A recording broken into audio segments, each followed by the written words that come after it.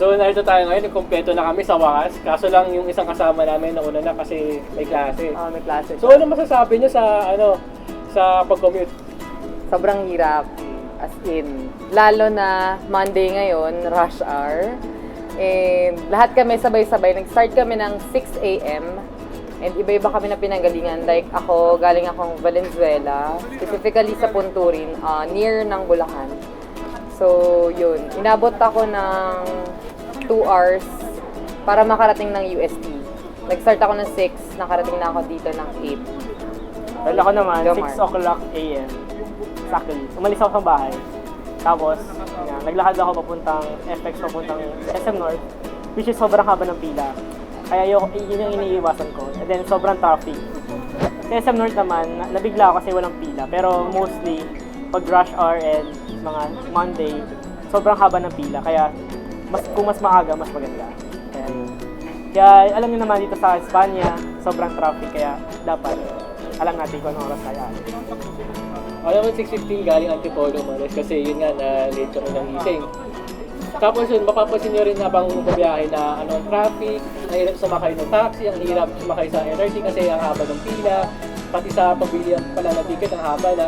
So dapat kung palang mapactor in mo na at least 5:30 umalis ka na ng bahay pa lang para makaabot na sa klase. Kasi halimbawa ngayon, umabot na kami ng 7:40, late na. Tapos, di pa ako naka-uniform, kailangan po humingi ng pass mula sa Dean's Office para lang makapasok. So dapat yun, kinoconsider mo para at least on time ka sa klase. Another factor din na dapat mong alamin is yung yung mga pwedeng alternate route ng pagpasok dito sa UST. Kunwari ikaw, manggagaling ng Valenzuela. Aside from jeep na 3 jeep, ganun, ano yung pwede mo pang ibang sakyan? Or ano yung pwedeng ways para makapasok? Kasi kung iisa lang, mag-focus ka sa isang way lang, paano yun kung hindi siya pwede or may nangyari doon, so hindi ka na makakapasok? So, try to find alternate routes kung if possible na meron. Tapos yun, or beforehand, bago magpasokan, alamin mo na kung paano ka makakapasok. Yun, kung anong time ka dapat gumamit. Tapos kailangan, learn from experience. Kunwari, na-late ka na. So dapat alamin mo na kung ano yung mga mali mo. Ganun. Kung ganun, sana mag-alat ka ng time mo para gumising, kumain, at maligo.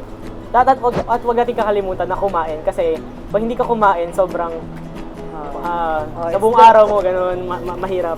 It's the most important meal of food, sabi nila. Pero teka, masyado naman tayong seryoso. Ano naman yung naranasan nyo pa? Masaya ba? Kasi well, adventurous kind ng day. Ganun. Ano ba yung nangyari sa biyahe nyo? May mga buhay-buhay pa kayong ginawa kanina? Ganon, meron actually kami kanina kasi from bahay, nag-tricycle ako ng 15 minutes para makapunta dun sa toll gate, sa pinakasakayan ng jeep. Which is sobrang dami ng tao, tapos sobrang dalang ng jeep. So, parang survival of the fittest, parang ganon. Kasi paunahan talaga kayong makasakay ng jeep wala talaga. Tapos yung pangalawang jeep ko din, ganon din na nangyari. Sobrang daming tao, kaya paunahan talaga. So, mas maganda talaga, the earlier the better. Natatawa lang ako kasi Bakit? yung sa Kasi? kunwari pagsasayaw na FX.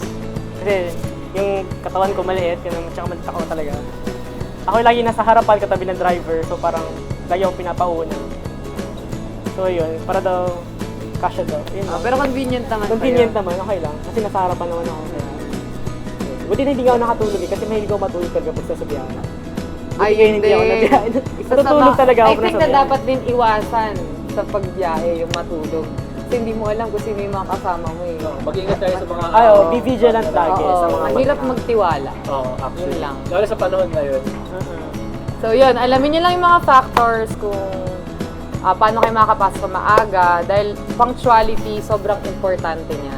Lalo sa mga may klase ng 7 a.m. ganun, or kahit gabi kayo, ano yung mga factors na dapat niyo malaman before kayo pumasok. So dapat aware kayo doon. So yun lang. Importante kumain.